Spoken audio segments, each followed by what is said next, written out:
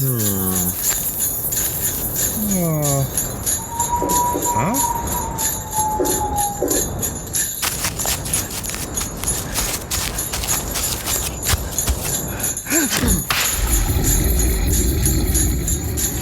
Ho, ho, ho, ho. You're listening to Cryptid Clues, featuring your hosts, Taylor Field and Reuben Olson.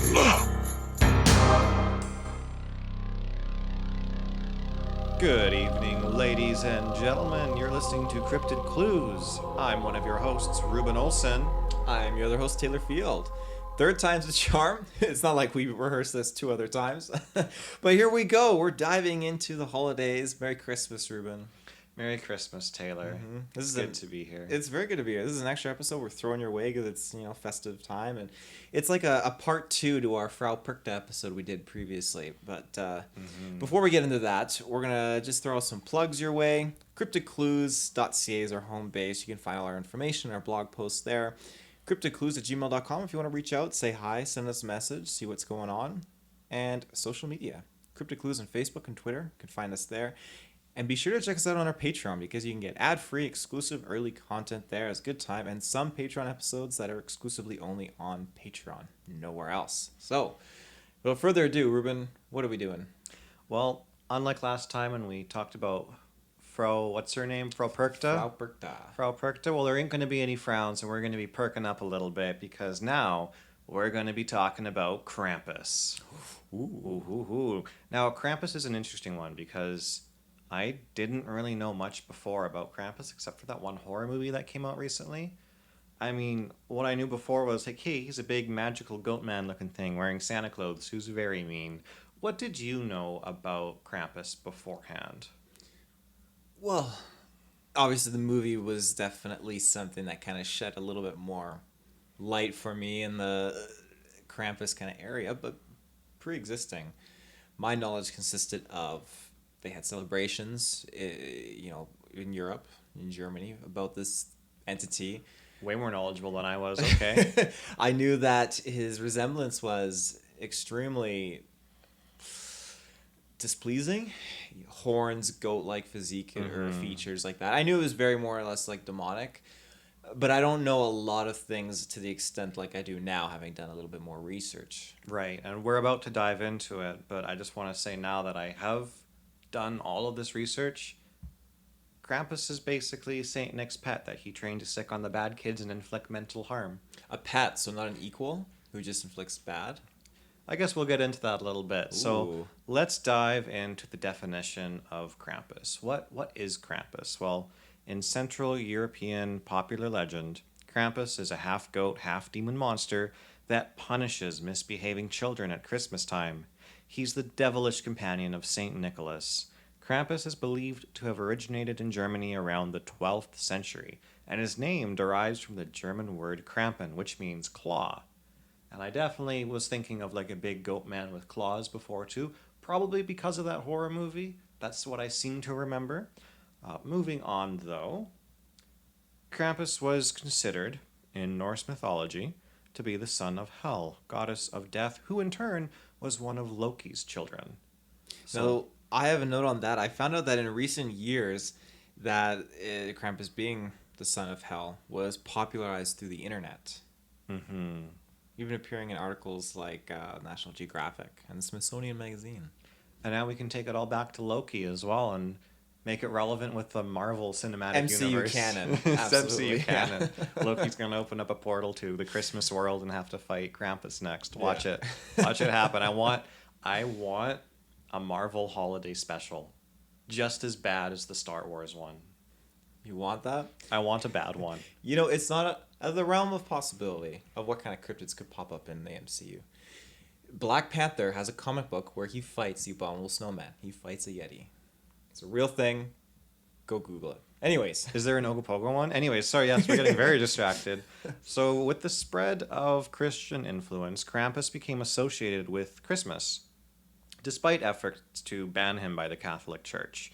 Krampus and Saint Nick are said to arrive on the evening of December 5th, Krampusnacht. Now, December 5th, What? That threw me for a loop. That's not Christmas Day. What was that word again? Krampusnacht? Krampusnacht. Krampusnacht or something. It's Is in that- German. It's my that's- German blood tries to tell me how it's pronounced, but I don't really know. So that's the name that celebrates the day of December 5th? Yeah. Okay. That is Krampusnacht. So while Saint Nick rewards good children with, what do you think he rewards them with? Oh man, isn't it? I wrote that on my notes here. He puts candy. He gives them candy. Pretty much. I was thinking presents beforehand, but I learned that he likes to give them chocolate, oranges, and even dried fruit. So that's kind of weird, you know? It's not a bad haul. The first few Christmas days there, it wasn't about a big jolly man hiding presents under your tree. It was about just one of the saints in town stopping by to give the kids candies and oranges and dried fruit and throwing his evil goat man at you if you were bad. Anyways, I can't stop thinking about that. It's like he's his pet. It's great. Krampus would tag along and beat the naughty kids with sticks, held back by the chains of the Christian church binding his wrists. That's why you see him with like the chains and stuff on him. Right. It's to represent the church binding him. So is it Saint Nick's pet?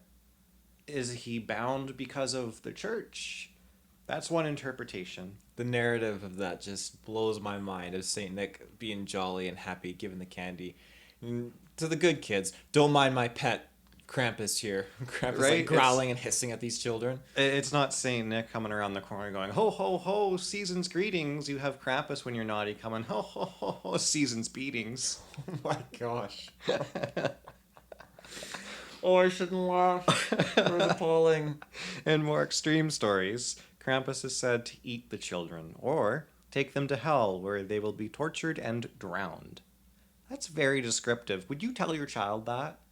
No. How did they raise kids back in the day? Like, hey, if you're naughty, you know, Saint Nick's going to come by and he's just going to put some rocks in your stocking. Oh no, how terrible. I'm so scared. No, Krampus is going to drag you down to hell and drown you. Well, I think that's very interesting because that's the narrative that's changed. When we were younger, and even kids nowadays, it's like, hey, you're going to get coal in your stocking, and it terrifies kids because we live in a much more materialistic kind of realm now. But you go back in the day when kids would be beaten by their parents, and to discipline them for not doing their chores and such, like, yeah, when religion was such a prominent force, be told you're going to be dragged to hell for misbehaving by this pet of Saint Nick. Kept the kids in line. It kept the kids in line, absolutely. So that's December 5th. You know, Saint Nick comes around, gives you some candy, or Krampus beats you. On December 6th, St. Nicholas Day, see the day before, the evening before is Krampusnacht. St. Nicholas Day, the day after, the children awaken to find their gifts of candy or nurse their wounds. Right. Can you imagine? Like, that makes me think that the children will wake up and just discover that they've been beaten overnight.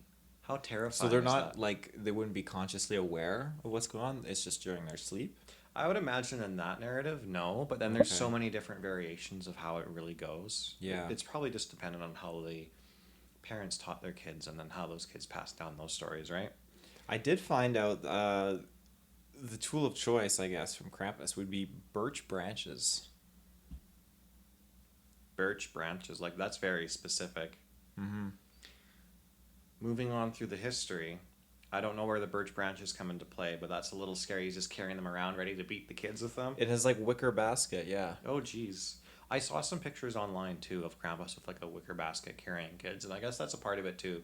Some of those stories would say that he'd scoop up the kids to take them to hell and stuff, right? So maybe he throws them in the basket. Yeah. Festivities are very popular involving Krampus.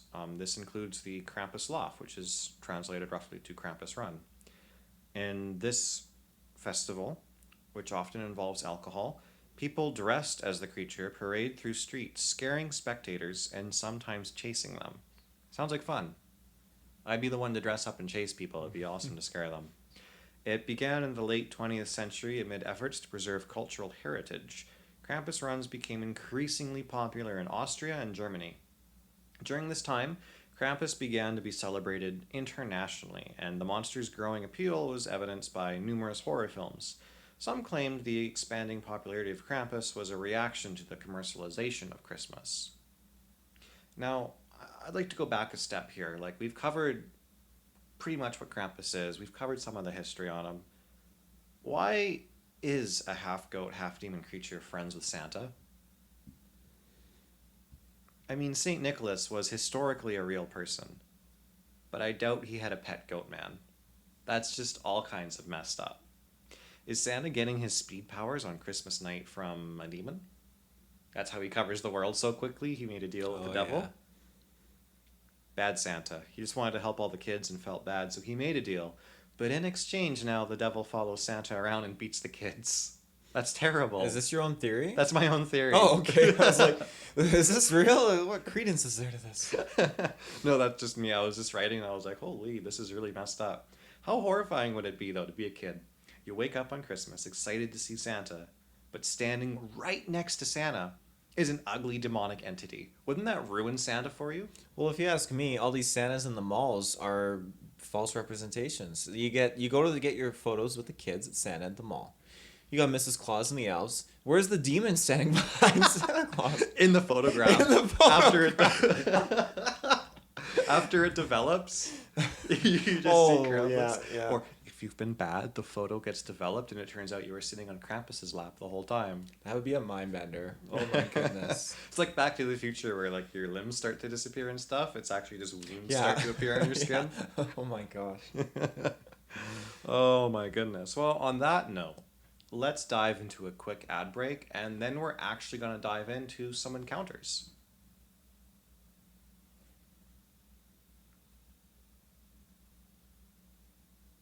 Welcome back, ladies and gentlemen. That was a very interesting ad break.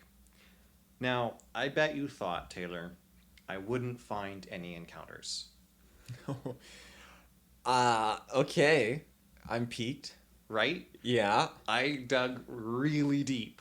So deep, I ended up on Reddit in the subreddit No Sleep. And I cannot tell if this is just a lengthy story that somebody decided to make up. It is very much written that way, but it's presented as if it was a report. Right.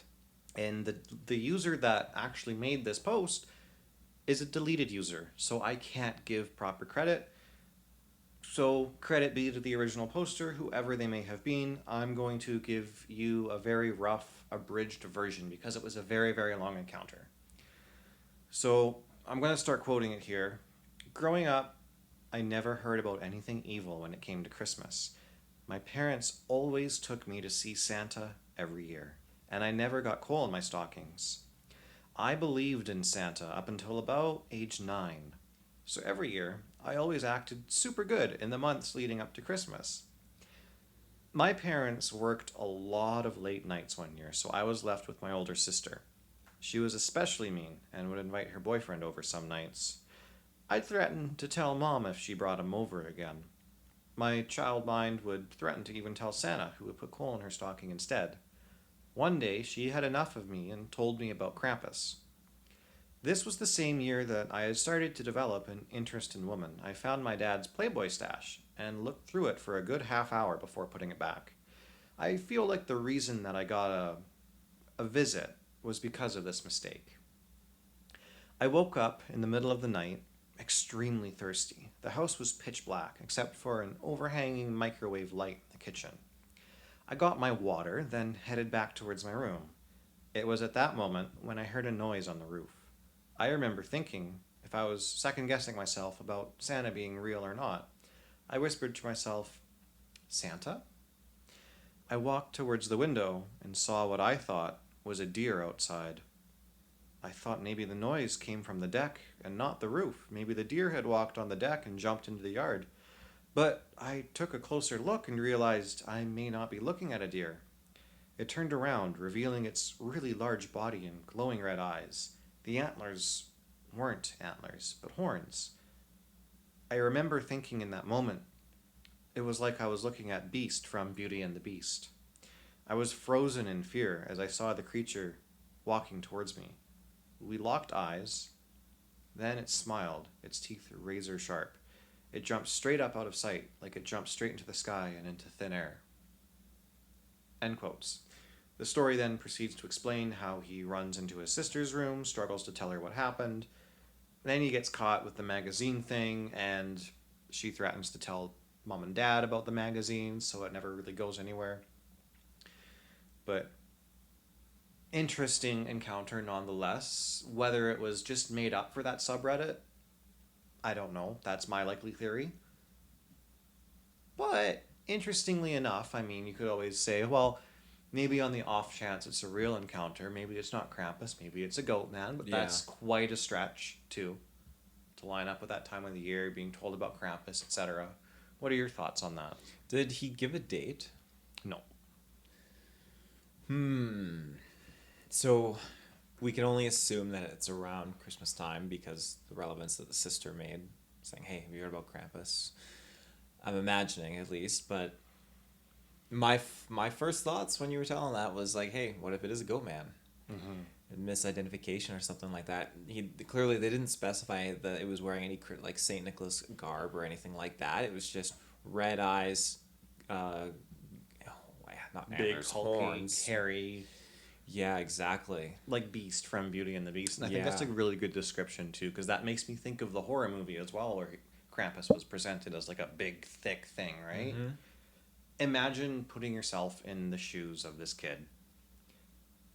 I would be terrified because a child's mind is so much more likely to see something that's not really there. Or maybe they're seeing things that we can't see even, you know?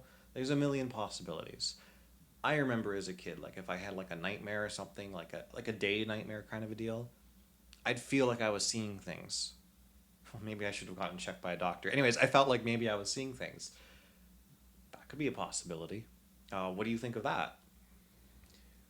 Well, I know I did an encounters episode where there's an individual and their stepdaughter was seeing things that he could not. It was something in their house. So I 110% do believe that kids have that extra peripheral sense. I think it's the same reason why you can develop whistles that kids can hear, but adults can't. They use it to get adolescent use off of properties. That's one functionality of one of our senses. I imagine there's definitely other forms of that for our sight, taste, everything. And when you have a kid who's very open-minded, believing so many things and is innocent, some very pure of heart, there's going to be things that take advantage of that. There's going to be things that they can see. Maybe another like spectrum of line of sight. Or you're just cursed with another sense of taste. Like if my kid approached me and was like, Dad, I taste purple. Grapes. You mean grapes, son? No, the color purple. I taste it. What does purple taste like? Kind of like orange, but with a little bit of blue in it. I don't know how to describe that. Anyway, so besides little stories like this, I kind of tried to dig around online, see if I could find anything else about Krampus. A lot of it was repeats of the history, of the festivities. Did you see a lot of those pictures from like the festival stuff where people are dressed as Krampus and they range from being like white goblin-y looking masks with antlers to actual like goat heads and stuff? It was very interesting to see that, and I'm wondering if that's more or less people's perceptions of what they believe Krampus really kind of looks like, or is it just two generic themes? I mean, it seems like it's definitely up to interpretation just to put horns on your character, be hairy, and just have a very disfigured, evil-looking face. Mm-hmm. Or wherever it stemmed from, too, like the original idea of Krampus and like Norse mythology even being similar to like a satyr or a faun, which we've kind of talked about before with the whole Goat Man episode, too. Yeah. I find it interesting that so many of these demonic entities are represented as always being goat-related with horns, hooves, with my description of Krampus, long tongue, half demonic-like horns, all that jazz, but it just blows my mind. Thing, yeah. It's the goat thing. It always comes back to the goats. It is. I'm dancing on your pole, Krampus. On your pole? Oh, that's not what I wanted to say. What? Like the North Pole. Oh, I was like, what pole are you? You know, dancing on the bridge, like that thing from the Ghost Hunters episode. Yeah. I gotcha. Wow. Oh, I it's was Christmas time, folks. Yeah, I was trying to be innocent. Do I get candy still? Or am I going to get beat for that? Unbreakable birch sticks, by the way. Unbreakable. That was in my notes here. Unbreakable. So, like, if you hit something hard enough with the sticks, they should snap, right? Exactly. This one's not. So it's not going to snap. What does it do? Does it go through you? That's a lot of damage. I don't think it's like a sword where it would like slice. I think it was just like you've been hit with a paintball. I imagine it's the equivalent to being shot with a paintball. Krampus grabs his birch stick at his hip like a samurai and just pulls it up the hilt a little bit, and the kid's like, "Oh, that's terrible. Why are we talking about kids getting beat in the podcast? Taylor, how dare you?" Again, we're talking about it because this was the folklore. This is something that even is celebrated. Again, they're not celebrating the fact that kids are being, beaten by this entity, but they're celebrating the Whoever entity made itself. the legend was. Yeah, again, it's just one of those things, just like Frau Perkta, that was used to keep kids in line. And I get that. It was a different age back then. When I have my kid, I'm not laying a goddamn hand on my child. But there's other forms of discipline. And it's scary that Krampus was the big one back then. Before I move on to the next encounter, are you going to teach your kids about Santa or Santa and Krampus? I'm going to teach my kids about Santa. Absolutely. I think it's Christmas. It's magical. If my kid learns about Krampus and asks, I'm going to be upfront and honest and say, it's just an evil goat man that serves Santa. Yeah. I'm definitely going to let my kids be raised knowing about, hey, Bigfoot out in the woods, Talkman, all these different things that could possibly be out there. And then hopefully let them come to their own conclusion and form their own perspective on it. Sounds a little dangerous, but yeah, I'd tell my kid about a Bigfoot maybe. I don't know if I'll tell him about Krampus though. That might be a little much for him. At least when he's young, wait till he gets older. Mm-hmm. When he's a little bit older, I might tell him a little bit about different cryptids and stuff, including maybe Krampus stuff and other legends. It's always been interesting to me, so it'll probably be interesting to my kid. Yeah. But going back into encounters here, I think we should have a quick ad break, and then we'll dive into the last one.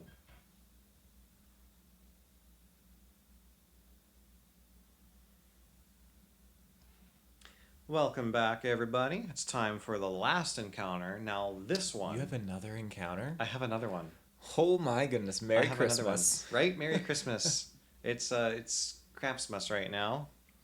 Speaking of, before I actually dive into this, I just want to make one more comment. How did Krampus really get a name that just sounds so pun-worthy? Like, I feel like, if it wasn't the whole German name thing, it'd be like some kids approached him and they got stomach aches, so they yelled and ran away saying, "Ugh, the goat man cramped us." I was waiting for it. That's genius. How long did it take you to come up with that? About 6 seconds. I thought you were going to say 6 hours. Oh. Maybe in my sleep, I don't know. Maybe that's where I come up with these things, and I wake up and it feels like 6 seconds. I'm like, oh, I'm a genius. So, this was from a paranormal hotline call around 7:30. This was in 2015. This is one of the only recorded encounters, reports of Krampus specifically. But the encounter itself was relayed because of how consumerism took over and it was a big like horror movie thing. A family reached out to the paranormal hotline and said, "Hey, we had an experience about this thing and it's like what we see on TV, so here's what happened many, many years ago." That's the short version of it. The long version, I will just start from the very beginning and work my way down.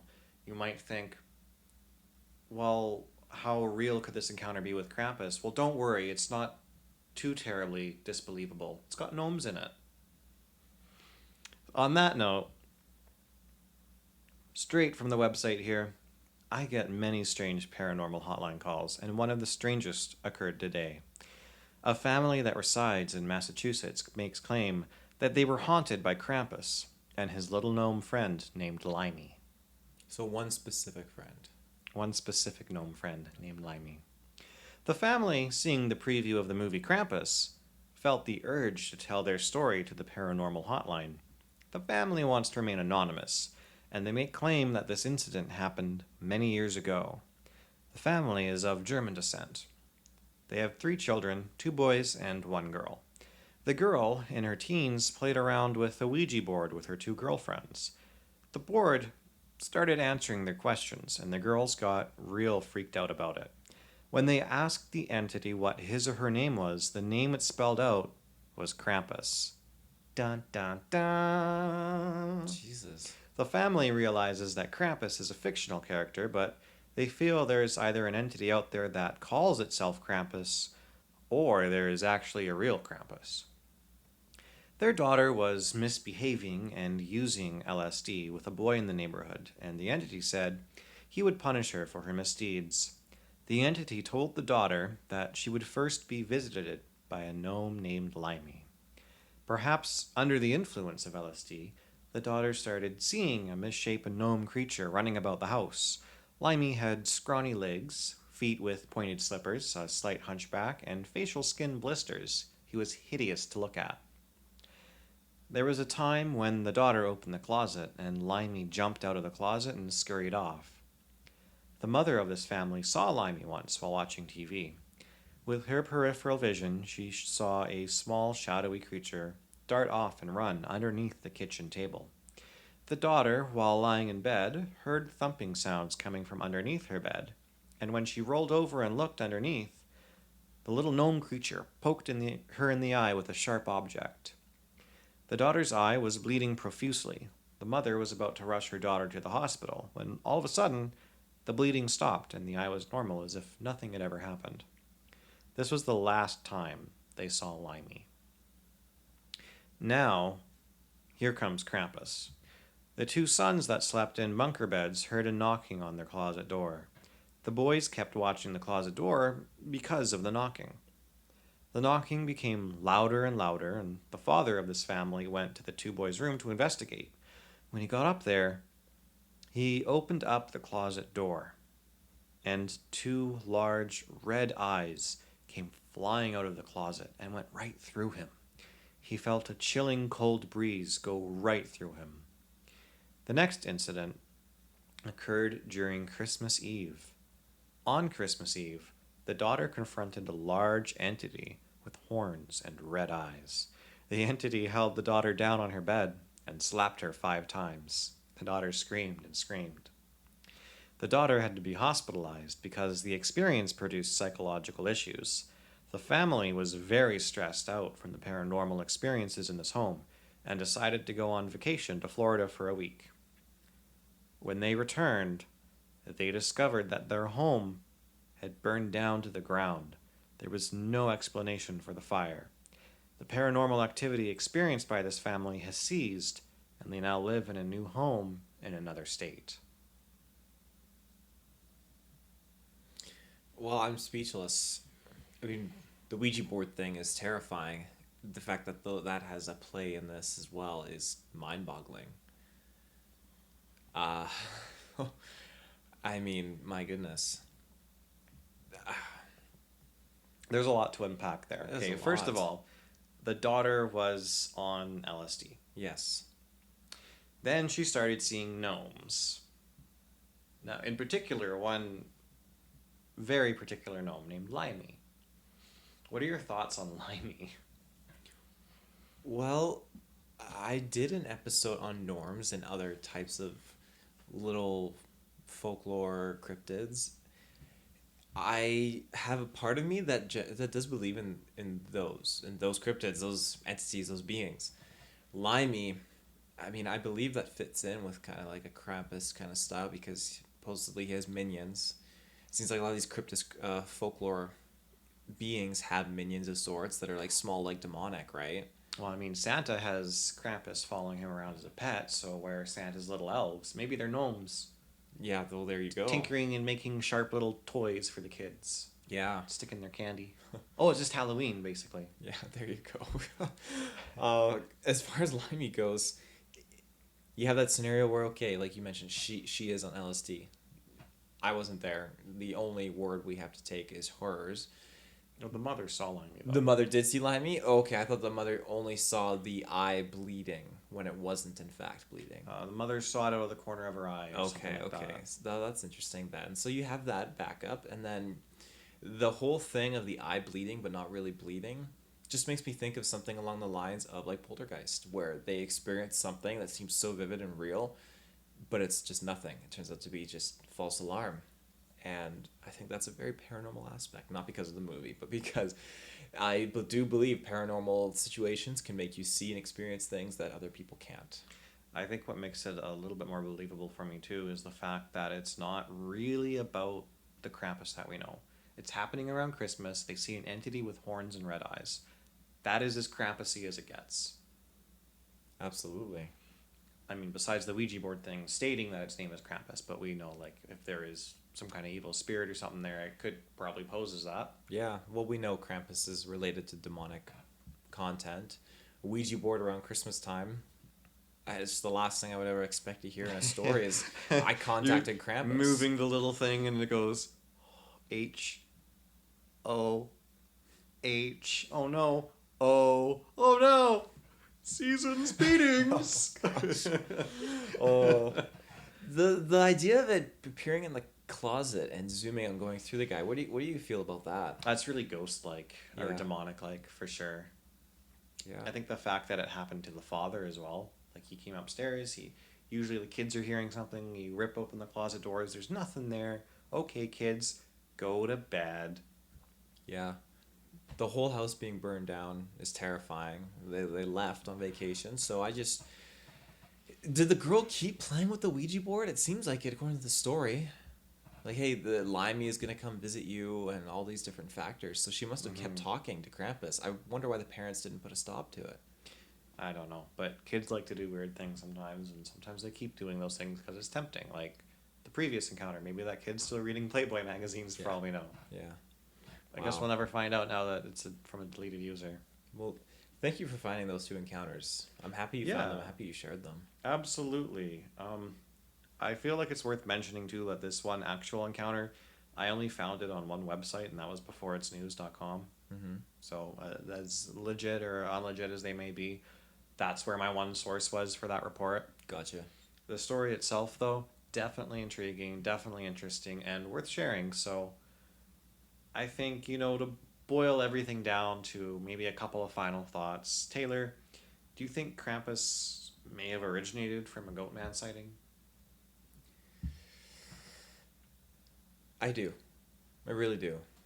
And I know that Dogman sightings, genuinely speaking, are not super common in Germany, but I know werewolf folklore, or not werewolf, you're talking about Goatman. Why did my mind just go to Dogman all of a sudden? Well, because it's more believable, right? Yeah.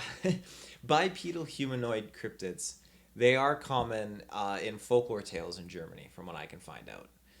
Now, that being said, I haven't looked and done a lot of research into what Goatman kind of is, like what kind of Goatman references are in Germany, but I know like Germany, like it is very religious, I believe, at one point in time. I don't know if it is nowadays, but it is religious there.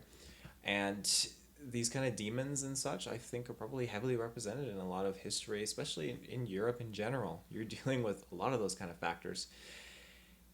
And if you have Goatmen over there, which we've talked about in our previous episode, I definitely do believe that in the past, an individual could have seen something and could have ran with it. But what was the date that you gave the or origins of Krampus?